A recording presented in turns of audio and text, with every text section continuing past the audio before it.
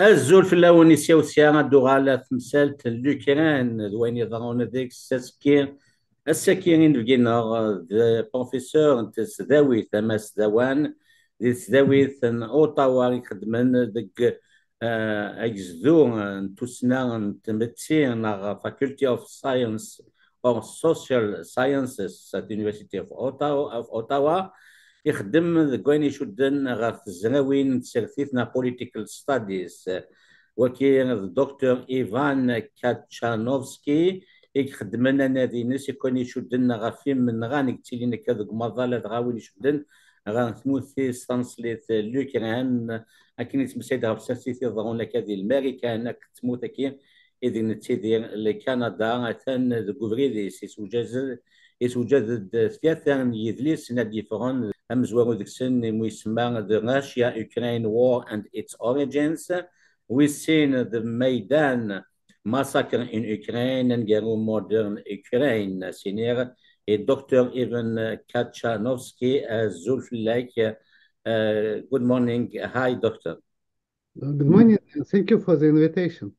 I just summarized in Kabyle language what you've done and what are the topics of research you are dealing with at the University of Ottawa. My first question, could you please summarize your research topics for us? Mas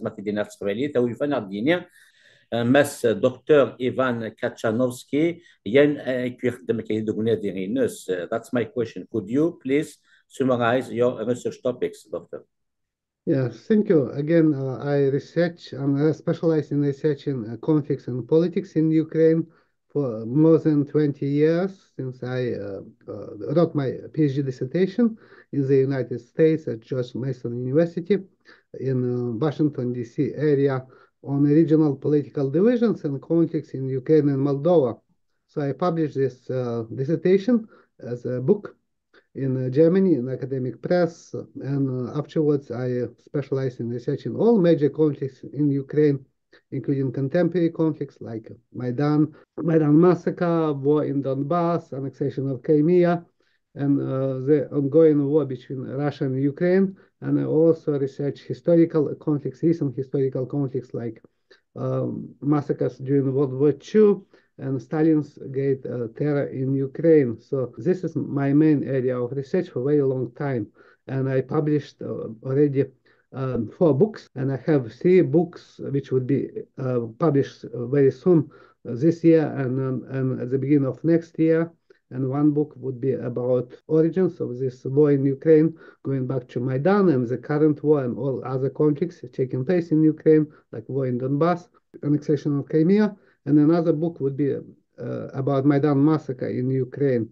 So I have also publications in more than 20 articles in peer-reviewed journals and many book chapters. So I'm this is my main area of research, and I can say that I'm originally from Ukraine, so I can do research in Ukrainian and Russian language, which is, I think, very important advantage and asset compared to many other people who now moved to researching this conflict, because it is very important to look into primary sources which are not often available, and just very few political scientists in the world are able to do research in Ukrainian and Russian simultaneously, because they most of researchers just do not speak languages, so they are not able to research a lot of documents, a lot of sources, which are, I think, main basis for my research, like for instance for Maidan massacre and for the war in Donbass and the current war between Russia and Ukraine.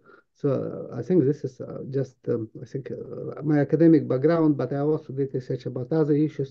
Like, for instance, I published a book about labor unions in Canada and the United States as a part of my research when I was a research assistant for Simon Martin Lipset, who was one of the leading political scientists in the world and specialized in Canadian and American politics. كان سلامد إيفان كاتشانوفسكي ماشي ذنو كاد نسوقو لي دينا ذا كينيتي دينا تزوغا نتسا إلا يزوغانيس لوكران يوغا شينيس كوسن ذا نادي غافين يكون شدنا غاف موثيس لوكران ذو من نوع كي ضغونا كالا دغا ذي ثالثة ناد ذاك نيوغا يدلس نيا كان ماشا يسوجد كيف الدنيا إذ لسنا different. The near it is donut from Titani near the Russia-Ukraine war on its origins, the Maidan massacre in Ukraine, and the modern Ukraine in Nekdaken. داغن يتنادي غافين يشدنيوك كندا ذا امريكان إن دانيين يوغا طاسي ماكينات النسنانن دي زارتيكل سيونتيفيك ماشي ديونا سينا طاس بتروح ما مسمل إنس دي سبالي تزاويت ان اوتاوا تفنك في الشيوخ يتنادي يونيفرس دي تزاويت كاين اوتاوا شي وين ساسكسيوي سينا سينيري دكتور كاتشانوفسكي ذا كان كي ثوان زرين سينيس كواسن ومقالونا طغادا كي قلان دي لوكران او يفنا ديني داشو اللي حالا من نوغا كي قلانا طغادا كي قلان دينا ويفنا دانا ديني داشو تمغولينا ساشو كي تحكونا كاغي ميدياثون للكندا غافين يشدن يك طغادا كي هاثي لا وين يفرنو في القرن دكتور كاتشانوفسكي كارثيديني basically what I said in Kabyle language Dr. Kachanovsky, the war in Ukraine has just completed its second year. To have an idea what is the summary of the state of play of this war. The second aspect of my question is about the Canadian media. Are they outletting or providing us all the necessary news about this war, Ukraine, Russia, or maybe something is missing? That's my question, Doctor. Yes, thank you. And I think I researched this war in very detail. I follow each day major developments, looking into hundreds of videos and reports in different languages, different sources, including major Telegram channels, which is a collection of primary data. And based on my research, which also will be published soon as a book, I can say that currently the war in Ukraine has very devastating effect on Ukraine. And Ukraine already lost about 20% of its territory, including annexed Crimea, which was again conflict in 2014, but also Ukraine basically de facto lost control over Donbass region, with some territories of Donbass, Oblast of Donbass region still under kind of control of Ukrainian government, but this is a main area of fighting right now, and Russia slowly moving into taking control over other remaining parts of Donbass from Ukrainian government control forces, from Ukrainian government and from Ukrainian forces. And currently, I think it's very difficult to say that Ukraine would be able to defeat Russia, because Russia has a military advantage in Ukraine in terms of manpower. It has much bigger size of population, and now after mobilization, Russia was able to increase their military ranks very significantly, in contrast to Ukraine, which struggles with mobilization, because now a lot of Ukrainians just do not want to fight. There are like hundreds and thousands of videos which show that Ukrainian men are taken by force, basically, and put into vehicles and then driven for military service to frontline without much training. And I think this is a very revealing situation now in contrast to the start of the war, when many Ukrainians volunteered to join Ukrainian forces, and they believe that they would be able to defeat Russia. But Russia has also advantage in terms of artillery. It's able to use also missiles, long-range missiles, which recently hit very important energy infrastructure objects, like one of the largest underground gas deposits or natural gas deposits in Western Ukraine, and Russian missiles and drones from Iran actually hit also and damaged very heavily major electric stations in Ukraine, electric power generating stations in Ukraine, and this has also major negative effect on Ukraine, not only in terms of military effort, but also in terms of economic effect. And Russia has also advantage in other aspects of like Air Force, which also now they use to hit Ukrainian forces with guided bombs. And so in this case now, Ukraine, this war is often presented by Western media, basically that Russia, especially at the start of this war, that basically Russia is weak. It will not be able to defeat Ukraine. Ukraine is going to win this war. Ukraine will be able to take back control over Donbass and Crimea. And but this is quite I think was quite amazing just to watch this on the media, because this is contrary to all the evidence, contrary to all basic balance of power. But I think this was just part of propaganda, and media just repeated all this propaganda just to kind of which was promoted by the governments in Ukraine and also in the West, because this was needed to just to kind of advance their own interests, and this is actually contrary to interests of Ukrainians in Ukraine, because Ukraine would not be able to defeat Russia by military force, and this is was very clear from the start of this conflict. So the longer war continues now, the more difficult for Ukraine would be in terms of military losses, which are now very significant. My estimate, based on research on different sources, that now in Ukraine lost about 100,000 military members and other armed formations members killed, and about 400,000 wounded.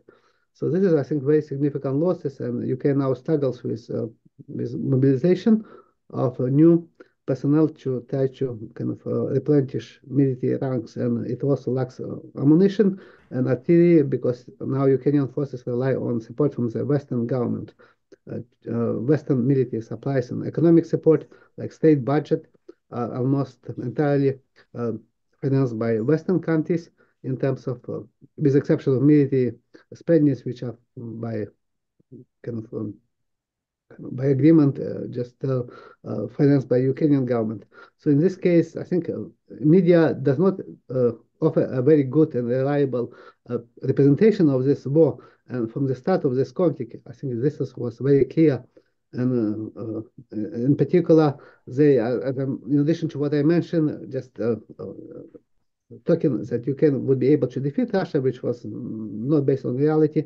Also, Canadian and other major Western media omitted background of this conflict, which so they said that this war was unprovoked. This just started with the Russian invasion of Ukraine on February 24th, 2022, but actually conflict has much bigger, much longer background, which goes back to the Maidan massacre, and also NATO expansion and admission of Ukraine, kind of promised by NATO to admit Ukraine as NATO member, even so there was no such real possibility, and also annexation of Crimea and the war in Donbass, which are actually conflicts which led to escalation of this war and illegal invasion of Ukraine by Russia in 2022. And in addition, another issue which is omitted by the media, Western media, including Canadian media, is that there was almost a peace deal which was very close to agreement in 2022, in just actually 2 years ago. At this time, at the end of March, there was negotiations in Istanbul, in Turkey, with involvement of intermediaries like Israeli Prime Minister and former Chancellor of Germany and Turkish officials. So there was a real possibility of peaceful end to this war, peaceful resolution of this conflict, but it was blocked by the Western countries, specifically by Boris Johnson, who was sent to Kiev to tell Zelensky to continue this war. And the policy of the West became basically to use Ukraine to try to weaken Russia, even so there is no real possibility of defeating Russia. But I think this kind of that's why I'm quite pessimistic about the outcome of this war, and about this war in general, from a Ukrainian perspective and also from Western perspective, because there is kind of basically there is no real chance to kind of achieve the goal which were kind of dominated by the media, were just promoted by the media as a real possibility that Russia would be defeated and that Ukraine would win and become a member of NATO and so on. This is just wishful thinking. كان ماشي ديال نتغوص دي سهم دكتور كاتشانوفسكي إن كون زميران فهمت زغنتكي كضغونا كان دي لوكران بلا ما نروح كان فين غالمزرو إلا دغاد في يولاني تاتشيناوي سمان لا ريفولوسيون دو دينيتي زوج 2014 دي ميدان كيت سميكير ديونا كني نتسقها تنفرحا ناينكور مفرط دي كييف بلا ما نروح يبقى ديسيدي صغان إمثاوان نمينسك زعما اللي حالا إذ هكا إثلا ثورة غاسقسي ويدي تدون نبغى تشودا وكني غاتيلي غادا مزغويين كوني سي قباليين سي جزائريين سي مازال نسوما ثا تمثيل يعني كيضرون كادي تموثكي لوكران تمساتي شدنا غا ثوث لايث شكون وغلظغا من يغدا كان تي كيو 5 هاف ذا ميديا او حيد اللي تمسكينا في مساتكي خاطر غطات شو تيدا تدرنا باللي غتزغن تكي لوكران دانوس شو دانيا ثوث لايث شكي ذا سكسيو سكسير اي دكتور Kachanovsky, senior, how important, doctor, is the linguistic divide in Ukraine? There is significant linguistic divide in Ukraine between Russian speakers and Ukrainian speakers. And Ukrainian speakers mostly live and dominate western regions of Ukraine, which is I'm from western part of Ukraine, so I'm native Ukrainian speaker. And also Ukrainian speakers dominate central Ukraine, including capital of Ukraine, Kyiv city. But Russian speakers dominate eastern Ukraine, including Donbass, which is now a major area of fighting taking place. And also, besides, sorry, Dr. Ivan Kachanovsky, besides those two main languages, the Ukrainian, which is, if I understood very well, it's a mix up between the Polish and the Russian language, and for the Eastern, it's Russophone, Russophiles, all they speak all. Is there any other third language spoken in Ukraine? That's a curiosity for me. Is there any other languages besides those two? No, I think only basic main languages are Russian and Ukrainian.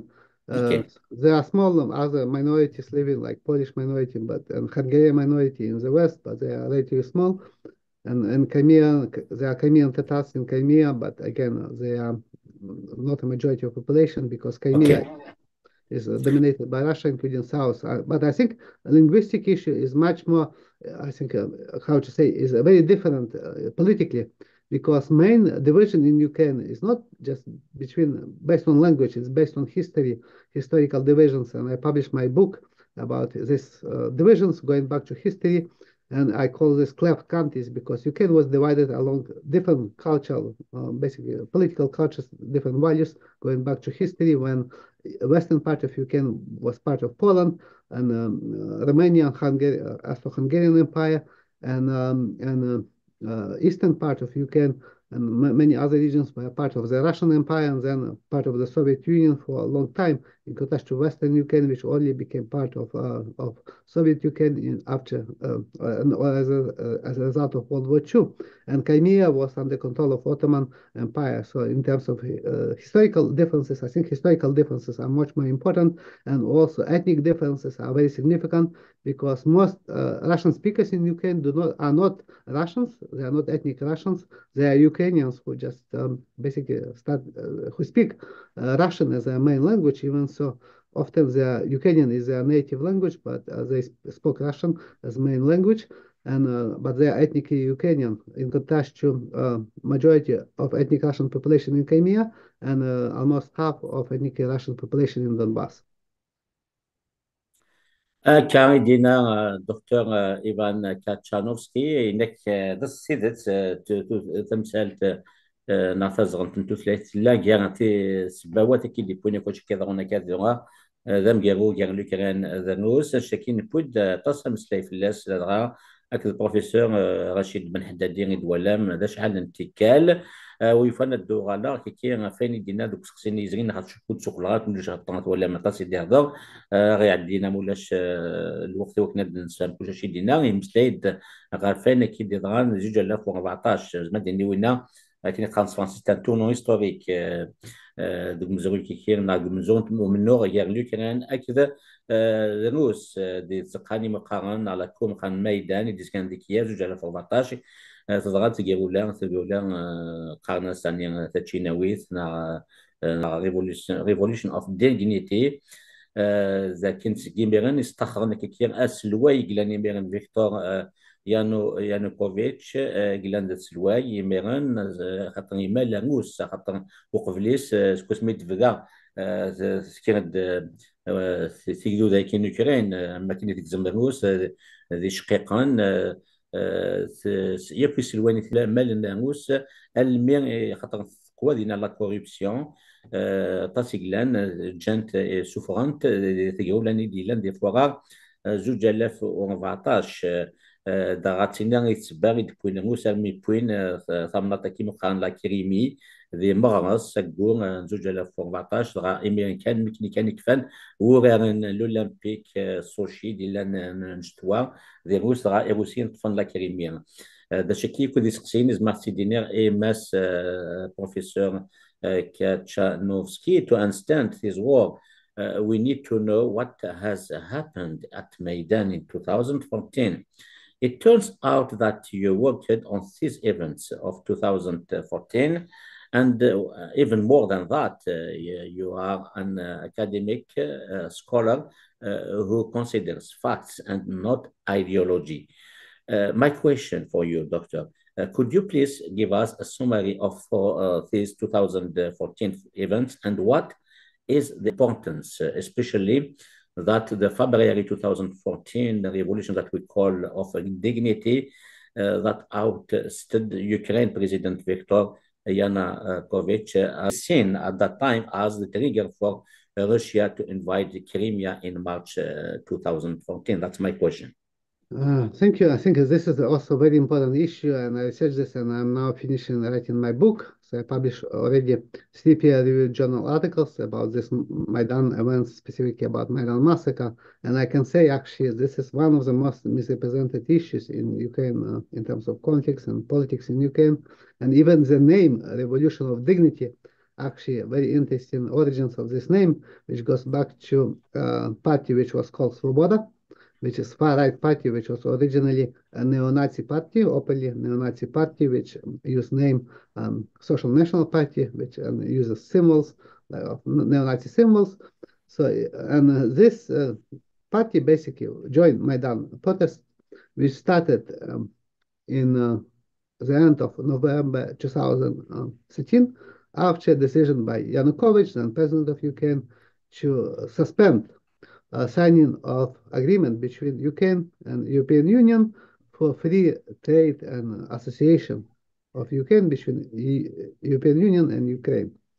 And afterwards, because he suspended this agreement, there was a protest in Ukraine, which was started as a relatively small protest, but it grew to a very big protest, which turned not only against his decision by Yanukovych to suspend this agreement with the European Union, but also became anti-Yanukovych protest with goal of his overthrow. And this protest was initially a peaceful protest, mostly peaceful protest, but it turned into violent protest. There was a major beating of students, of protesters, small number of protesters on November 30th, but it was misrepresented as again as just unprovoked beating and unprovoked violence by the police. But then there was a presence of far-right already elements during this protest from very start. And far-right elements, even so they were in parties like Svoboda and right sector, they were small in terms of representation among Maidan protesters, but they were very active in violence. So they participated in this original fight with police on November 30th, but this was totally omitted by the media. So, and media only showed violence by the police.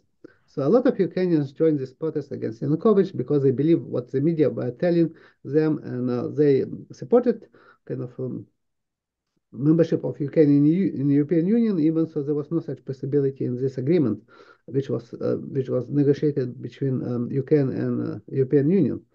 But they actually believe, again, because this was what they were told by opposition and by Ukrainian politicians and by media in Ukraine.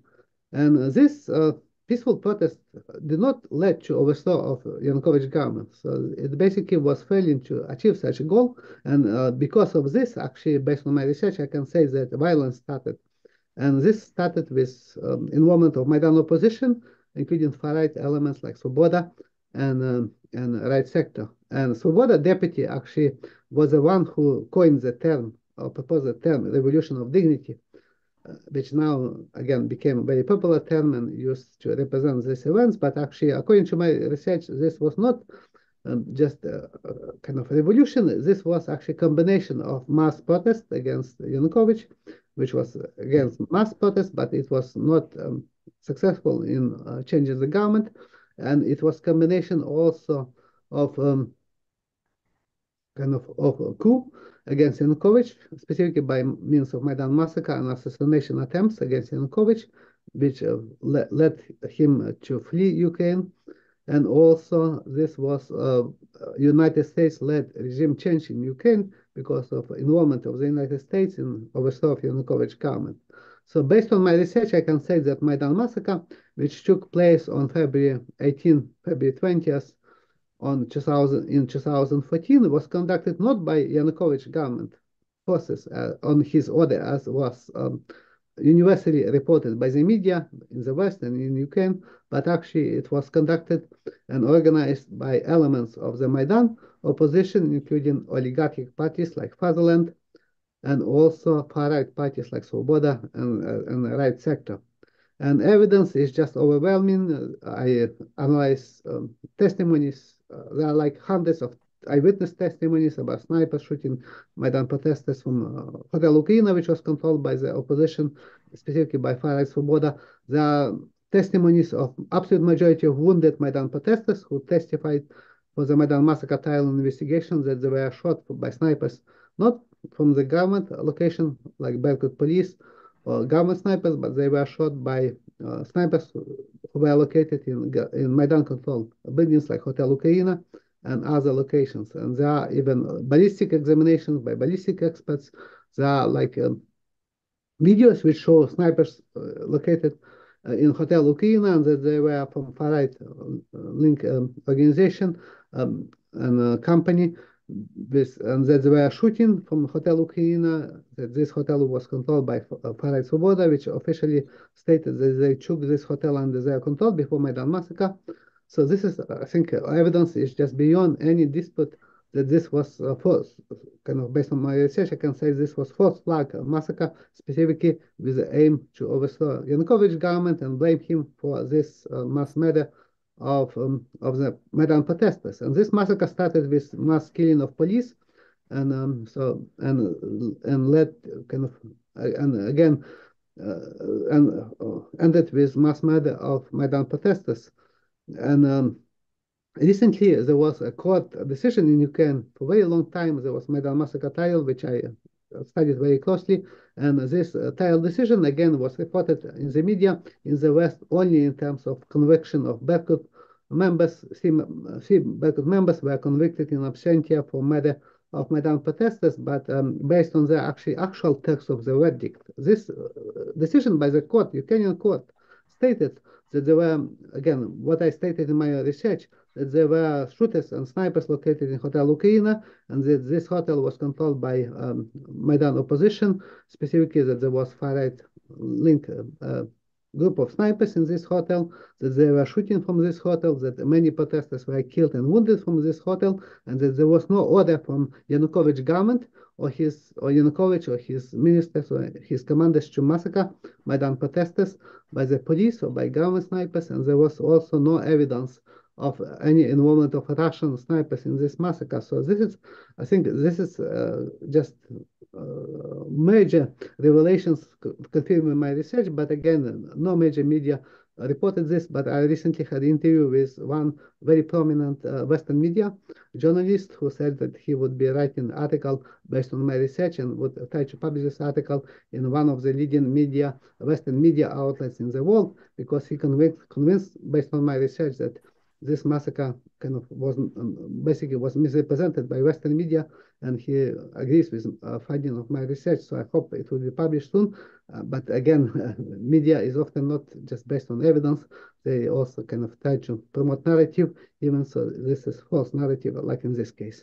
Thank you, Dr. Chanovsky. شدينا ذا كان دي تزوغينس تجاولاني ريفوليوشن اوف ديغنيتي دي 2014 دي تزقانا دي لاكور ميدان دي تزوغات تاغا غيمثنا دي سيفيل ودعم ثلاث تلويث وديال لي سواش مع المثاث مشات وغال في النقلاف وغال زيادة تيس المثاث ثغا نوح سات السينيظن تشد ديما في ذياني نكير ميدان إدران ذاكن من بعد ذاك فغنتيد ذاك اوكرانيين بغان ثقنني منسل نكاكير يوروبيان يونيون إوا كنا اوكرانيين الناس هاث مثل السوات كسن كي سلوينين كي تدني يعني كوفيتش شو دنرنوس دني سبا كوربسيون ما يتاخر ما شو دنوس نتقنني ما سما ثوروف سما اثمورا نومالو لوكسيدون هذا شكين ايس نقصن دي مزالكين تجعل ماشي ذاني دلان بغازغا ثمغلي انه نفكي كينا ومينير دكتور ايفان كاتشانوفسكي in addition of demanding for closer European Union relations, Ukrainians took to the streets to denounce the country's endemic corruption, from the grand corruption practiced by ex-President Yanukovych and his peers to everyday corruption and petty unfairness. My question, how much progress now did the successive Ukrainian governments to fight the corruption? Yes, this was a real issue, and Yanukovych government was corrupt and also linked to oligarchs like Rinat Akhmetov and many other oligarchs who supported then Yanukovych party, but they actually turned against Yanukovych when his family members tried to kind of and friends and so-called personal network of Yanukovych tried to basically take their assets and businesses and so on. So they started to support Maidan opposition. But after Maidan events, this actually did not eliminate corruption. There is still very significant corruption, grand corruption in Ukraine by the government officials, but also at the local level. So corruption still remains. And it was a major issue also during Poroshenko government before Zelensky was elected. And even Zelensky, when he was elected, there were also revelations in Western media, for instance, that he also got a lot of money, like millions of dollars from another oligarch who was very powerful oligarch called Igor Kolomoisky, who supported Zelensky and his elections by giving him basically free coverage, very positive coverage on a very popular Ukrainian television channel, which was owned by Kolomoisky. And Kolomoisky was also a very corrupt oligarch, and he had built his wealth by using connection to power. And so Zelensky basically kind of was considered to be a kind of a creature of Kolomoisky. And Kolomoisky tried to support the election of Zelensky just to increase his wealth and specifically to return control over some banks, like a bank, which was a very large bank, which was kind of taken back from Poroshenko by from Kolomoisky by Poroshenko. Zelensky was elected. Corruption still remains an issue, but now Zelensky basically kind of tried to cut Kolomoisky, his patron, who helped him to get elected, and now Kolomoisky is in prison for basically corruption and for other crimes, and he also investigated in the United States. But Zelensky pretends that, again, there is no corruption now, and for political reasons, I think media also started not to report about corruption. Even so, I think that there is also a variety of evidence that there is still a very significant corruption taking place, including with foreign aid. And but I think a lot of this information would be made public only after Zelensky will no longer be president of Ukraine, as very often happens, because now basically Zelensky controls Ukrainian media, so there is no real opposition in Ukraine. So I think it's very difficult, and for political reasons, Western media is also very reluctant to report anything critical of Zelensky. So I think it's very difficult to get all this kind of information now about specific cases of corruption, but I can say, based on a variety of sources, that this is still a very significant issue in Ukraine, including at the very top of Ukrainian government.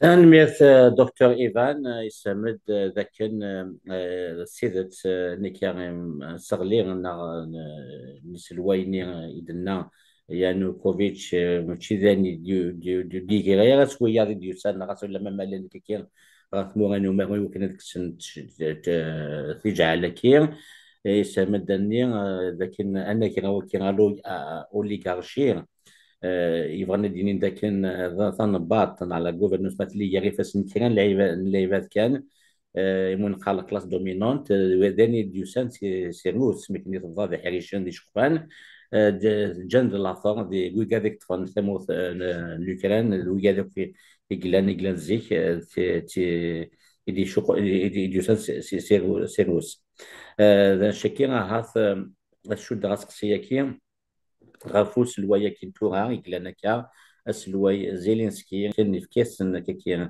لا هذا مزداغ نو سامر يقلانا كيكي هضرن ثاروسيث لكن هذه بنو ثقن ثياب جارسون يوكني ماما هذه سانكيز لي بونسيون لي روتريت تنسن لا دغاث ناطني دونباس يقلان سامر كي تمسلاين كيكي ستوغث ثاروسيث كيزغام فلاكي كي يعني فسنا ود ناقشو دني منسن نوز سقسينا عاديني وسنا هات ميلا سلواي زيلينسكي يطفط بوا سي وكنيا اسني دي الفغير امزداقا كي انه سامر لوكراين دكتور ايفان بريزيدنت زيلينسكي was elected in 2019 and the Russian speakers in the East voted for him overwhelmingly. He had President Zelensky promised to restore bridges, even paying the pensions of retirees from Donbass. My question is, did he keep his promises to Eastern Ukraine? Yes, Zelensky was elected on such election promises, and he received most of his support in eastern and southern Ukraine, which is mostly Russian-speaking Ukraine. And Zelensky was originally also from Kryvyi Rih city, which is basically located in southern or eastern Ukraine, depending on how this region would be classified in Dnipropetrovsk region. And Zelensky was himself a Russian speaker. He did not even speak fluent Ukrainian when he was running for his election as a president of Ukraine. So he was Russian speaking kind of from birth, and so a lot of people supported his election for this reason. But actually, after he came to power, he totally changed on this issue. So he became what I call Poroshenko on steroids. So he became even more nationalistic compared to Poroshenko, who also was oligarch and who also promised to end the war and support all kind of peaceful resolution of conflict. But Poroshenko turned into a very nationalistic politician, and Zelensky ran on opposition to Poroshenko. But after Zelensky was elected, very soon Zelensky became even worse than Poroshenko in this regard. He totally forgot his promises of a peaceful resolution of the war in Ukraine and promising again giving greater rights to Russian speakers in Ukraine, and so he became very nationalistic in his policy, basically turning into kind of politician who became very opportunistic. And the reason for this is because there was a pressure from far right. So far right, like a right sector leader, specifically said publicly that if Zelensky would fulfill his promises and would try to resolve conflict peacefully in Ukraine, or to fulfill other promises for which he was elected, he would be basically kind of hung on the main street of Kyiv. So basically he would be killed kind of for his decision. And so there were similar sides from far right who even attacked his office of president of Zelensky, again threatening him not to sign any peaceful deal with Russia and to end the war in Donbass, which was a region which was not only a Russian-speaking region, but also I think kind of half of population in Donbass was ethnically Russian population. So in this case, Zelensky kind of became basically president who I think I call this a very weak president because he was not able to resist pressure from far right. But there was also very significant pressure from the West, because specifically from the United States, because Ukraine after Maidan, Ukraine became I call this client state of the United States, because the United States government played a very significant role in the removal of Yanukovych, and Obama even admitted this, that there was U.S. involvement in overthrow of Yanukovych, specifically kind of vote in parliament to remove Yanukovych. And the United States government had a very strong involvement in selection of top leaders of Ukraine, like Prime Minister of Ukraine Yatsenyuk, and even heads of security service of Ukraine and other top ministers of Ukraine and Prosecutor General Office, head of Ukraine, and Biden admitted this. And Biden, when he was Vice President of United States, he was responsible for Ukraine, and so he was involved in basically managing Ukraine as a client state of the United States. So when Zelensky came to power, he basically again accepted a client status of Ukraine vis-a-vis United States, and so for this reason he also changed his election promises and tries to fulfill promises which are the policies which are again contrary to what is in Ukraine, but supported by the United States. And I think this also has a manifestation in the current war in Ukraine, which has now become also proxy war between Western and Russia in Ukraine, in addition of being also war between Russia and Ukraine, and also still to a significant extent war between the civil war in Ukraine in Donbass between pro-Russian separatists in Donbass and other Ukrainian forces or central government forces impeding far right. دكتور كاتشانوفسكي إنك إذا كان ماشي كان السلواي السلواي سيلينسكي الطفا كان بواليس بوانيا كدينا لي بروماس كاين خالص فرانسيس لدغا امزدار نو سامع تمسلان تاروسيس ماشا ايفان دي سيار زات كنيا في كاين لكن دا سلواي خالص كليزيتي نياس ويك يفابل ويضعف طاس طاس وسعينا يبان إذا كان يتدو كان دي البغير نتموغا نو مالو لدغا الامريكان إثيران يخدم الكيرا كيكير كان خاص كليزيت بروكسي كونفيغراسيون من نتموغا كين نو مالو ناتو لوطون هذا شي كذا سكسيرا ديال الانيسيا غازات ماشا قبل وان شاكير ويفانا سكسيرا فين يشدن امثاونا المينسك ناض مينسك اجريمنت امثاونا كاين مينسك غلين وكاينك اذا كان نتا زيلينسكي كاين يسعى نتاكي سبات مزوغوش شميع وبوذنا وطفنا الجوال المثاوى كيلان يارس أكثر لوكران دكتور Kachanowski. My next question is about the Minsk agreements, which have called for the decentralization of the Ukraine by providing more powers to the regions, the blasts, as they call them in Ukraine, basically Donbass. Is allowing Ukraine to regain control of the eastern border with Russia, but President Putin had blamed President Zelensky for the Minsk Accord failure. My question is, did Zelensky attempted to do this part in implementing the Minsk Accords? That's my question.